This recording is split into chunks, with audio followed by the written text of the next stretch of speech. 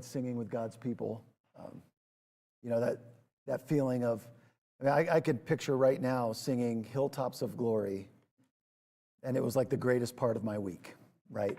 And I love when we end on a song like that where you just kind of think, okay, let's do that again. Let's do one more of those.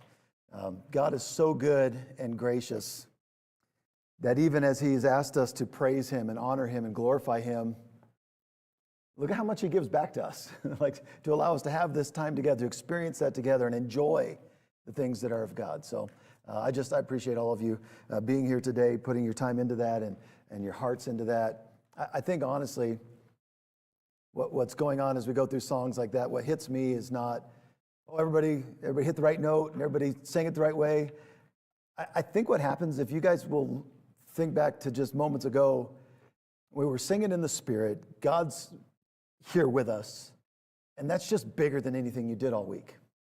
And I really appreciate that. I appreciate that He allows all of us to come together and collectively experiencing something together that you can't do on your own, that you just don't really have the opportunity to do all the time, and to be blessed by it. So anyway, that was just on my mind. I'm happy for everyone being here. Glad if we have visitors here. Good to meet you, and glad that you're here. I'm going to do something a little bit different here today to set it up. I'll just kind of tell you a little bit about my week. I had a chance to go out to San Diego on Thursday for the last 25 years, which is crazy. Had a couple of friends my age that together with an older preacher had decided that what would be a good idea is if we had some time during the year to get some preachers in the area and outside the area together and study and encourage one another and so that's what they decided to do. We've been doing that for 25 years. When I was in Dublin, California, we actually hosted that for 8. I will say this, the study is really fun. Absorbing God's Word, hearing thoughts from others is really fun. I think looking back, you realize sometimes God's doing bigger things than you know. For me, those last 25 years has been very little about education information. And what happens over time is you realize maybe you needed things you didn't know you needed. And what has happened in time is you get together with people, some are doing a real difficult work. Some have dealt with really hard things. Some seem to have it easy, and yet you uncover that's never the case. It's not easy. And so as a preacher, that's just always been kind of a unique thing. Not that you should feel sorry for or anything else, but this is a unique job in a lot of ways. And one of those ways is I just rarely get to hang out with people who do my job, who do the things that I do. And so that's just been such an encouragement in such a big way. And what hit me, I think, maybe as a part of age was like going back 25 years ago, you're excited to be there and you had fun and you're with your friends and you're talking and you know, without wanting it to be there or knowing it at that age, there's just this kind of natural competition, maybe even little bits of rivalry and, you know, who brought what new thing here and there. And, you know, that just really disappears over time. And what I was overwhelmed with this weekend was how thankful I am to have good people in my life for a long period of time. That is something that is to be treasured.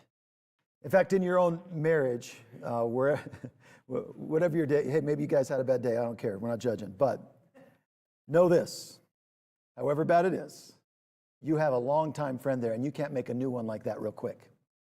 And so appreciate the benefit of being together over time and what God does over time. And so I was just coming away very grateful about that. I will say this, practically speaking, I don't mean to go on and on about this, but you know, being old now and doing this, you still act like you're young. And so we stay up till 2 a.m. talking, you're trying to catch up, you know, you're studying for like 8-9 hours time. I can't do anything for more than 20 minutes at a time. So it's like, okay, I got to stand up, I got to sit down, but you get through it. And it's this marathon run in a very short time. And I realized going in, like I had been working on our series, All Things New, and I was ready to go, but there was no way to put a pause in this study and go back to that. So we'll be back to our regularly scheduled programming next week. And what I want to do right now is something that we kind of talked a little bit this week. We studied the book of Ecclesiastes, but this is so practical and so good. I want to give you a tool today, actually, in the book of Ecclesiastes. Have a really good friend from California, Mike Wilson, who for years, and when I say years, like think about 30 years now, found himself kind of preaching and wanting to evangelize and wanting to share with the lost the message of God. And back at that time, and I don't know if any of you are still aware of this, there was a series of video strips. I guess they called them film strips at the time. They were Jules Miller film strips that kind of walked somebody through the Bible. Had been very effective throughout the 50s, but by the time Mike was kind of getting into the work and trying to share it, they were just a little outdated and some problems like that. And so he just found himself wondering, how do I bait my hook in a world that's desperate for God but doesn't know it? Like what tools are there to use to share a message everyone needs, but maybe they don't know they need? And what God revealed to him over time was that the book of Ecclesiastes, in a big way, does that in our world. And I want to share with you what is less maybe a sermon and more a set of tools that you can use as you start to have conversations with people that may be wondering, what is the meaning of life? What are we here for? What's the point of all of this? Is there anything after this? And whether they say it out loud or not, the reality is that everyone is wrestling with those, what are eternal questions, because of the way that God made us. And so that's what I want to do with you. If you want to turn your Bibles to Ecclesiastes, that's what we'll look at. And I just want to, as I go through some of these things, maybe just kind of make some points and tips that would help us as we try to share the message with a world that's lost. Getting people to think that life is meaningless and purposeless is not a difficult challenge, right? Turn on the news for a moment or two. If you're in the habit of doing it every day, you're there. You're there. You get it. What is the point of all of this? What's the meaning behind all of this life? Francis Crick, who with James Watson discovered the structure of DNA, which, by the way, you just say, like, those guys did something pretty incredible. To understand the working of a human being to such a detailed level, they discovered that and started to write and publish about that in 1953, which is to me even more remarkable, because I know the kinds of computers available to those guys. Like, they did a lot of study and research in ways that we couldn't even imagine. But finally, they wrote a book in 1994 called The Anguishing Hypothesis, or The Astonishing, I'm anguishing today, The Astonishing Hypothesis.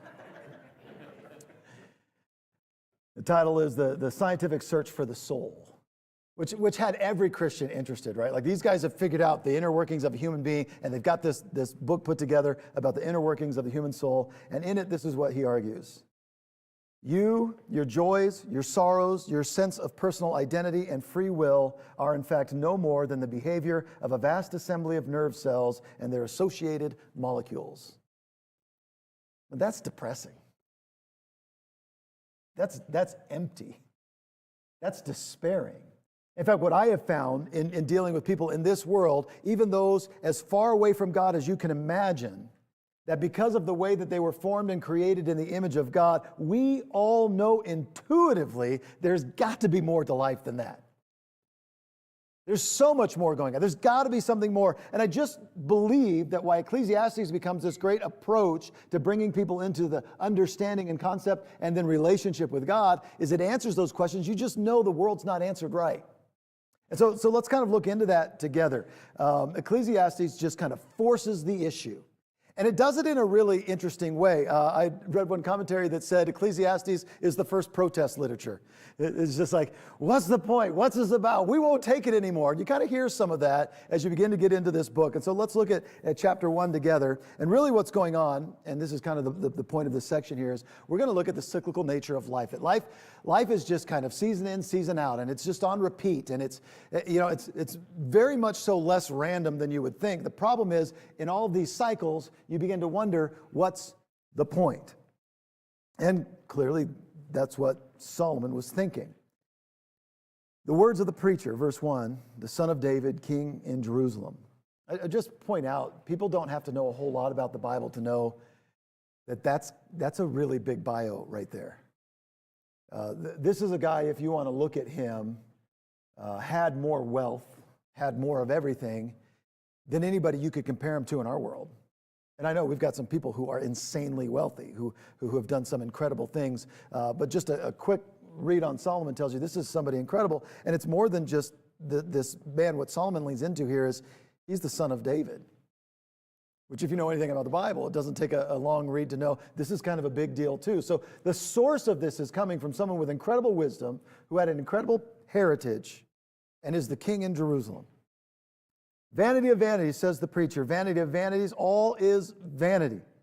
What advantage does man have in all his work, which he does under the sun? You guys ever had a day like that? Maybe it's by Wednesday, Thursday. Like, seriously? Well, what is this about? What's the point? Your alarm goes off. You get up again. You eat what you can. You get on the road. Like, really, again? Solomon seems to be in touch with all of this. A generation goes and a generation comes, but the earth remains forever.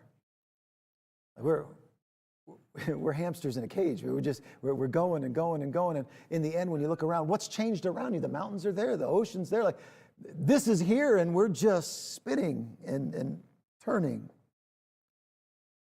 And also the sun rises and the sun sets and hastens to its place of its rising again. Blowing toward the south and turning toward the north, the wind continues swirling along. And on its circular courses, the wind returns. All the rivers flow into the sea, yet the sea is not full. That's a head scratcher, right? The sea has turned on at all times, all the faucets of the waterways, and never fills up. It's there. It's the same. To the place where the rivers flow, there they will flow again. All things are wearisome. Man is not able to tell it. The eye is not satisfied with seeing, nor is the ear filled with hearing. That which has been is that which will be, and that which has been is that which will be done. So there is nothing new under the sun. Is there anything of which one might say, see this? It's new. Already it has existed for ages, which were before us. I'm going to stop at verse 10 there on purpose, but I just want to think about what's going on here. Solomon's introducing us to a fact that if you're paying attention, you've already been involved with. He's calling your mind. He's drawing the point to, what's your life about? What's the purpose? What are you doing all your activities for? Do they change anything? Do they make a difference anywhere? And so he begins with this concept of vanity. And yes, in those first 10 verses we read, you could definitely pick up what sounds like some pessimism, certainly cynicism. It can get tiring. It can get wearisome is sort of the point. The word in Hebrew that the writer uses there is actually interesting. And depending on what translation you're reading out of, you'll hear a lot of different interpretations of that. It could be air. It could be vapor. Vapor is a really good picture of something that's, you know it's there, but it's gone so quick. Like, what's its effect? What does it accomplish? Or breath is another interpretation there. You know, metaphorically, what he's trying to get at here is, where's the meaning? It's meaningless, it's endless, it's purposeless. I had read Jerry Shepard, commentator, believes that the word is probably best depicted in English as absurd. And his conclusion for that is, as it occurs 38 times in this book, he says, meaningless implies a zero-sum game. Absurd gets you into the negative territory. He kind of feels like that's what Solomon's doing here. Like, if you really stop and look in all your hustle and bustle and hurry and movement, what have you done? The absurdity of life is sort of the picture. Life on earth, life under the sun, as the writer tells us over and over, so often seems like a theater of the absurd.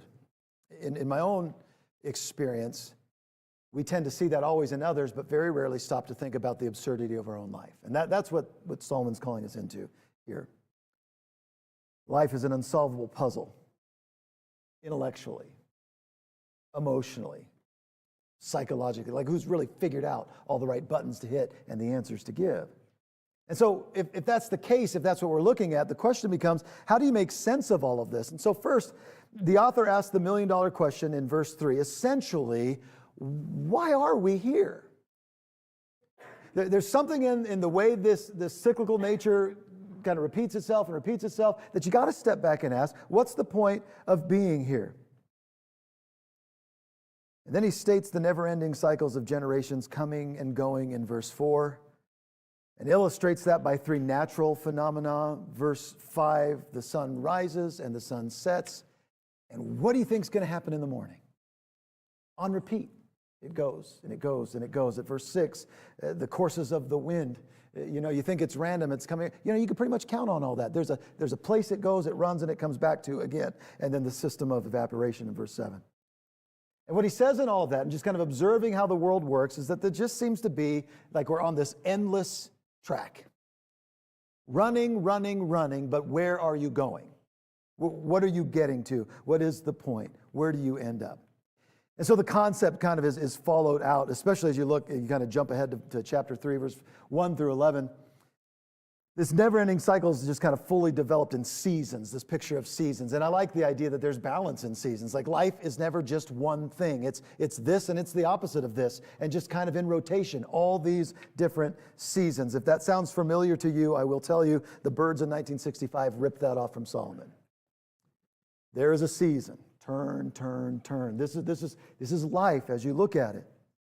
The bottom line is that generations come and generations go, but life goes on. What mark have you left? What difference have you left behind? Innovation changes life a little, but you know, we're really not that different from the generations that came before. It is, in the end, fixed in some ways and monotonous altogether. So verse 9, he says, what has been is what will be. Boy, if that's not a despairing thought. And there is nothing new under the sun.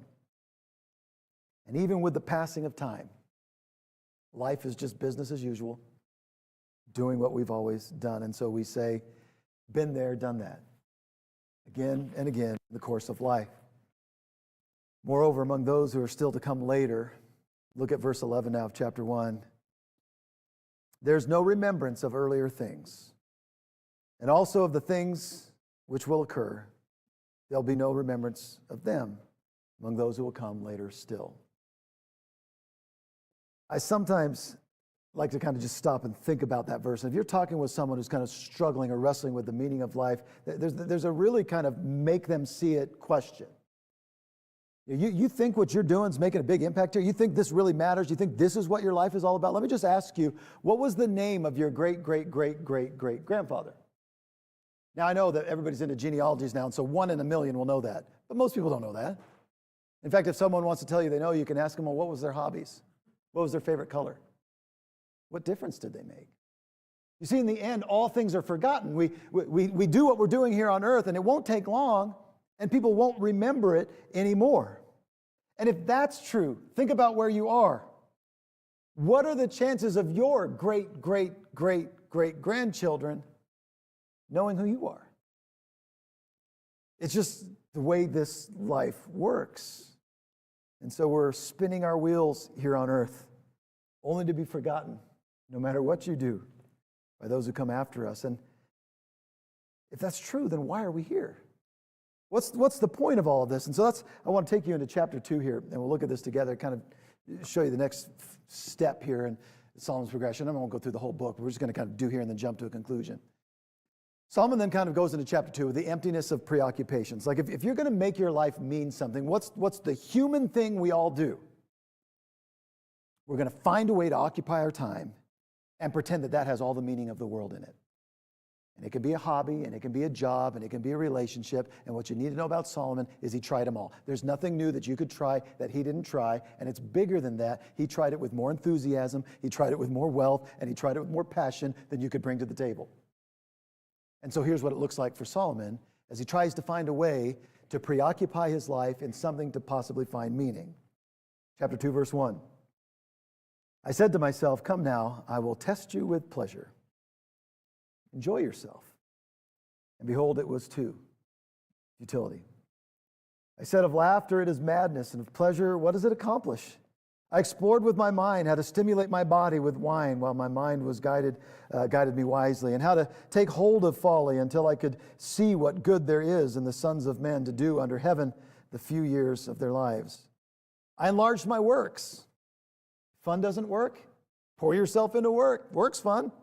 Find some purpose there. Verse 4, I built houses for myself. I planted vineyards for myself. I made gardens and parks for myself, and I planted in them all kinds of fruit trees. I made ponds of water for myself from which to irrigate a forest of growing trees. You think your pond is nice. I bought male and female slaves, and I had homeborn slaves. Also, I possessed flocks and herds larger than all who preceded me in Jerusalem. Also, I collected for myself silver and gold and the treasures of kings and provinces. I provided for myself male and female singers and the pleasures of men, many concubines. Then I became great and increased more than all who preceded me in Jerusalem. My wisdom also stood by me. All that my eyes desired, I did not refuse them. I did not withhold my heart from any pleasure, for my heart was pleased because of all my labor. And this was my reward for all my labor. Thus I considered all my activities which my hands had done, and the labor which I had exerted, and behold, all was vanity and striving after wind, and there was no profit under the sun. He said it was absurd. A lot of work, a lot of motion, a lot of movement, still no purpose. You know, with the drive of a true type A personality, the author tries to break the cycle of life, to find meaning and purpose where no one else could see it. And by embarking on this grand search for happiness, he tries all of it. Fame, power, money, women. You can read about King Solomon and all he possessed. 1 Kings chapter 4, even through chapter 11. There are stages of that, if you really try to put your mind around it, will blow your mind. Like the food that was delivered to his palace each day is just, it's insanity. The amount of taxes that were coming in to him, that amount of money, if you kind of multiply it over time. What this man had was so much. Unfortunately, his fame, or his frame of reference here is rather selfish. Look at verses 4 through 8 that we just read in chapter 2, and just circle under there how many times he says myself or mine. And there's a clue there in your search for meaning and purpose. For myself, myself, myself. It seems that even having more than anyone could imagine in all these ways and building it for himself, there's still an emptiness in Solomon here. You see, after reading this section, after thinking through that just for a moment, I want you to think about something with me, a question I want you to answer. And this is a good question to ask a friend who's starting to figure out what the meaning of life or purpose of life is. If I only had this, then I'd be happy. If I only had, and this is what Solomon's doing, that this will fulfill me. You know, if I could only get out of my parents' house, then freedom. If I only had freedom, then I'll be happy. Okay. Will it? Will it make you happy? You know what happens immediately when you get what you're looking for? What's next? All right, well, if I just got this degree or met this girl or this man, then I'd be happy. Okay. Are you happy? No, immediately. What's next? We need a new car. We need to have a home. We got to put kids in this house. Like, if I had that, if I only had that, then I'd be happy. Okay, you get it. Now what? What's next? I want to progress in my job. You know what happens when you finally pour yourself into years and years of a job that was supposed to fill you with happiness? Are you happy? Alarm goes off every morning. You take the drive every day. You're underappreciated for what you do, underpaid, you know. Well, what do you really want? Well, if I want to be happy, what I really need is that retirement package, man. If I just had that. Okay. You know, there's so many people that are in this cycle of chasing, and the next thing's going to make them happy. And they never stop to figure out what can actually fill that void. And what happens in the end is it is despairing, it is empty, it is absurdity. Here's a man with everything his eyes desired. Look, that's not hyperbole when Solomon says, if I looked at it and wanted it, I went and got it. If he thought it would make him happy, he chased it. Was he happy? No. He was miserable. See, none of these pursuits brought lasting fulfillment, brought purpose or meaning into who he was. In fact, they left him morally bankrupt, spiritually depraved. Everything, verse 11, is vanity. Everything is striving after wind. You know, what I think Solomon's doing here very wisely, and of course he's a very wise man, is he's closing off all the escape hatches that eventually force you to see the only way out. That the only source, the only thing you need that can fill you, bring you purpose, and make you, in whatever sense you think of, happy, is going to be the Lord. Jesus can fill that. And so he closes all those off for us. And if you want to turn to chapter 12, I'll just get to the conclusion. Jesus can help lost people find lasting solace in the face of all of life's absurdities. And so here's the inescapable conclusion starting in verse 1 of chapter 12. Remember also your Creator in the days of your youth, before the evil days come and the years draw near, when you will say, I have no delight in them. I just want to start that this section underscores the brevity of life and the unfairness of the aging process. Now, he doesn't call it unfair. I think I'm just feeling that right now. And as you read what he says, look, if you're finding purpose in life, it'll eventually show you through age. There's nothing here. There's nothing here. My dad has not been feeling great. His cancer is back in a way where he just figured it's going to do what it's going to do, and I've kind of lived my life, and I think he's very content, at peace with all that. But a part of that makes him realize I'm just going to probably be uncomfortable for a while, but then it'll be done. He has purpose. But one thing he keeps telling me that is sitting on me pretty heavy as I want to complain about certain things is, age is a gift. Age is a gift, and that's true because we all know people that didn't get to open that gift, right? And so this is a unique gift, but as Solomon goes on to explain, it's not a fun gift. So get this stuff that matters done now while you're young, because those days are fleeting. It says youth in the prime of life. How long was the prime of life, man? That just came and went, didn't it? It's like a minute. It's fleeting. I don't see like I used to see. I stoop. Knowing all this, and not to blow the point yet, some of the happiest Christians I ever met, because of age, came walking in these doors bent almost halfway over. That's what age did to them. But they were good because God was good. The teeth are few. That's your grinding mill there. That's rough. Verse 4, and the doors on the streets are shut, and the sounds of the grinding mill is low, and one will rise at the sound of a bird, and all the daughters of song will sing softly. It's when you walk into your parents' house and the volume's so loud, and yet you can't sleep because everything's waking you up. This is life. Furthermore, verse 5, men are afraid of high places and the terrors on the road. The almond tree blossoms. If you have your hair, it's white, is what they're saying. The grasshopper drags himself along, and the caperberry is ineffective. I don't know if you know this about the cycle of life of grasshoppers, but those little things that just hop and run and look like they have boundless energy, by the end of their life cycle, they are dragging themselves along. It's a very interesting look in a small picture of what's going on in life.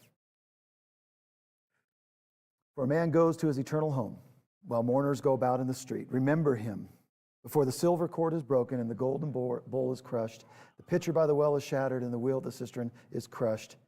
Then the dust will return to the earth as it was, and the spirit will return to God who gave it. Vanity of vanities, says the preacher, all is vanity. This is an interesting piece of work to bait your hook for evangelism with. But what I'm going to tell you is everybody knows this about life.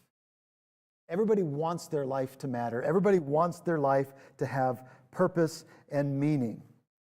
And the compelling conclusion of this book is that this life is a probationary period where your choices, your decisions, your path is going to be called into account someday. And so it really does matter what you do. Even if you're not making the greatest changes you can see around you, your life does count and does matter. And so in verse 12, or chapter 12, 13 and 14, it says the conclusion, when all has been heard, is this: fear God and keep His commandments, because this applies to every person. For God will bring every act to judgment, everything which is hidden, whether it is good or evil. Toward the end of his life, the famous scientist Carl Sagan wrote a book, Pale Blue Dot.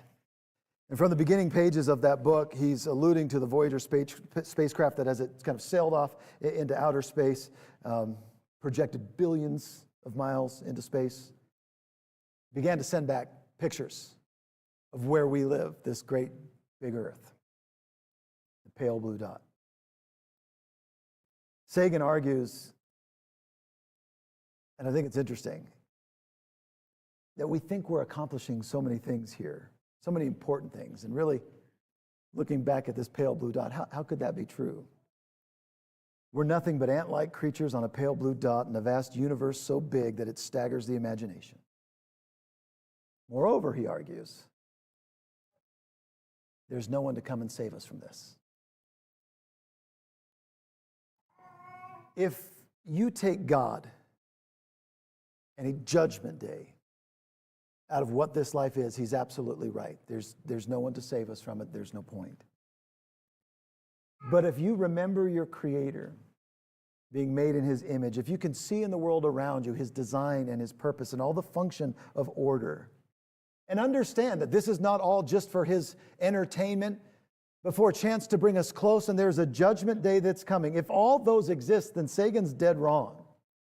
If life is just this probationary period on earth, then everything you do matters.